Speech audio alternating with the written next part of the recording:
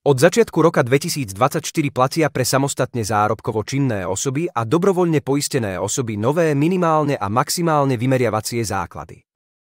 Na základe týchto sa vypočítava príspevok na sociálne poistenie. Teraz sa na tieto zmeny spoločne pozrime.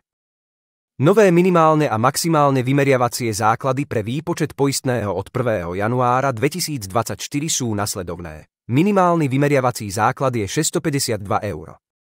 Maximálny vymeriavací základ je 9128 €. Teraz si pozrieme nové výšky poistného vypočítané z nových minimálnych a maximálnych vymeriavacích základov. Minimálne poistné je 216,13 € a maximálne poistné je 3025,93 €. Sociálna poisťovňa informuje dotknuté samostatne zárobkovo činné osoby o týchto zmenách výšky poistného listom alebo prostredníctvom e-schránky v priebehu januára 2024. Tiež sa mení od 1. januára 2024 maximálne poistné pre zamestnanca a zamestnávateľa.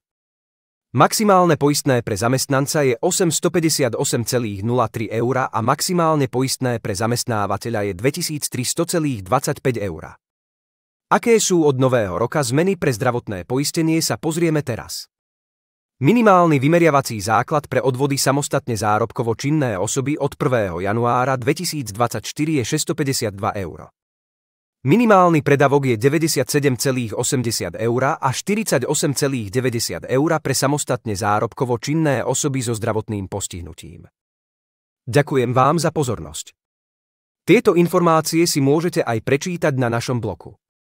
Prajem vám pekný deň.